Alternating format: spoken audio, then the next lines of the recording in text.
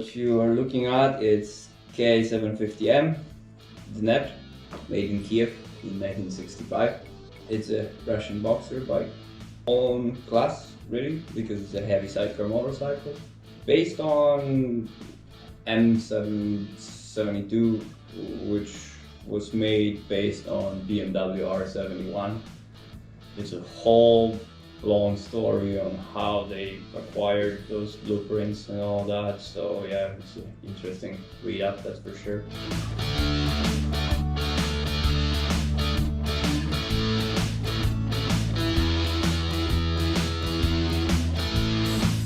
It's a cool bike. It's a twin cylinder, it's opposing twin, so it's a boxer bike, 750cc flathead.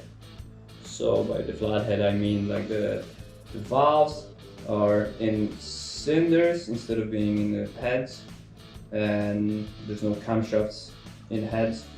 There's only single camshaft, sort of like a Chevy V8 style camshaft, and it's a shaft-driven motorcycle. All those things came from M72.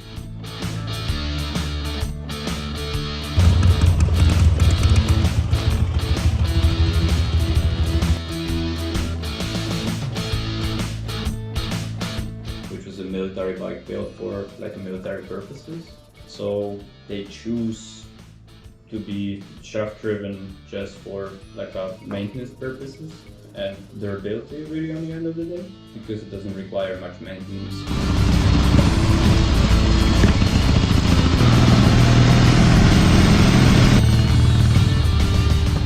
It's a simple bike. It's a air-cooled 750cc bike with 22 to 26 horsepower, like depends from sources on the end of the day.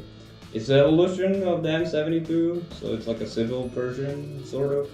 It's been like mainly used by police and some other agencies, government mostly. Today, the main source where they come from, it's Ukraine. There's plenty of them there, so anybody looking for one, yeah, Ukraine, that's where you can find one.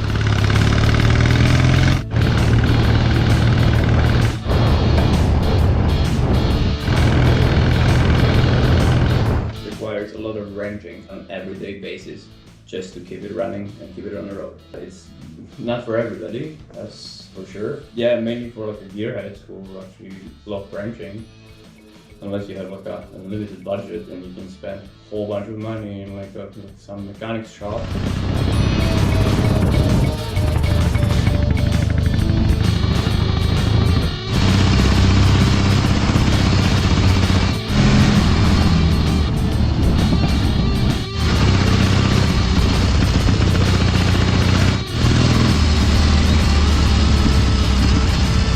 Funny because like the bike doesn't have a engine doesn't have an oil filter.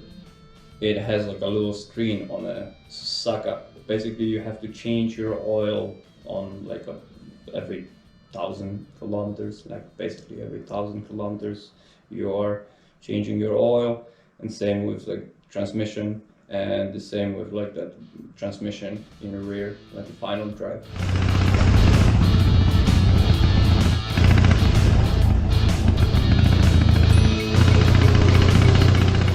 Maybe not like a long range bike, because also it's chewing the tires, so you're not getting a lot when you're like fully loaded.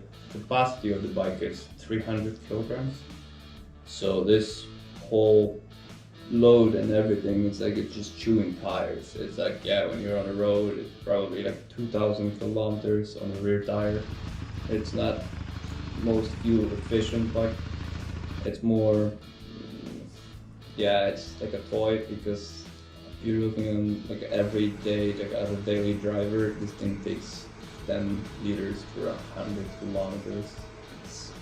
For what you're getting from the engine, it's ridiculous, but well, it's the technology from 30s, boxer bike, not very efficient. The Russians build their stuff very loosely, so yeah, the tolerances are very low. It's very easy to build those bikes. those engines and everything, because yeah, like I said, it's like the tolerances and everything is fairly loose.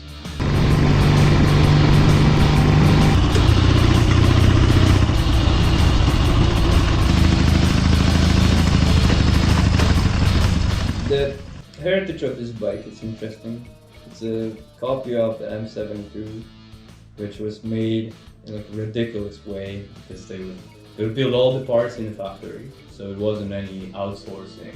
They would, a lot of times, like I read about the cases when they would melt forks and knives and other silverware just to make the heads and cast the engine blocks and such. Yeah, the poor quality of the materials, that's probably the worst in those bikes. Anytime I would order some parts, and I would order them from Ukraine or Russia or Belarus, the parts would be very cheap, but on the end of the day, very low quality. So most of the parts, like the high quality parts, came from Germany.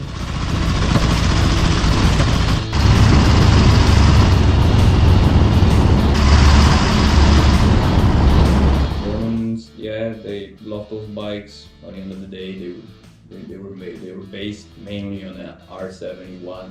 That's like a BMW from 30s. It's an archaic technology, that's for sure, but it's lovely. It sounds sweet. So yeah, the bike, it's amazing. It's not for demanding people, but it gives you the whole lot of satisfaction at the end of the day when all the wrenching is done, when all the fixing is done. You kick this thing because it has a kickstart. It doesn't have a starter or anything. Yeah, this is just like probably the most amazing feeling in the universe. It's just like this whole satisfaction from building it, making it. It's like my child. But also the smiles you're getting from people when you're like out on the road and riding. It's just like, it just catches everybody's attention. It's probably like, I would bet money if I would park this and like some nice car, people would pay attention more to my bike than like to the nice car.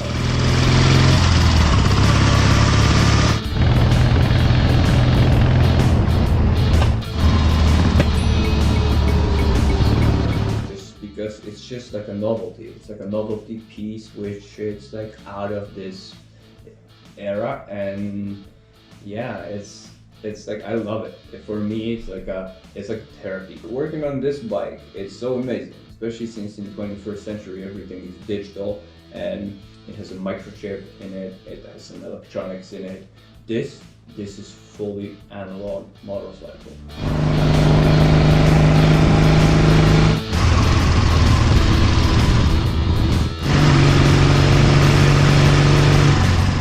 This thing is beautiful. I can put a screwdriver or wrench to anything and fix it on the road. It's so out of this world, today's world. So yeah, bike definitely shocks everybody and it's like, it catches a lot of attention, but mostly smiles. I don't think I ever get any negative comment about this bike.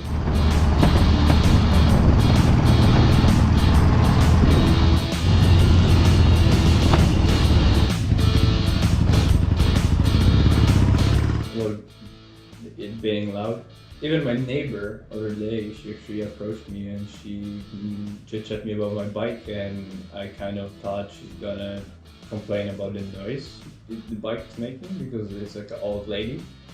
But she gave me a compliment. She was like, no, it's not about the noise. It's actually, the bike sounds amazing, and yeah, I really enjoy it when you're like riding by my window. And I was like, okay, right now, and I'm like, this is cool. So I'm like, yeah, this is pretty neat.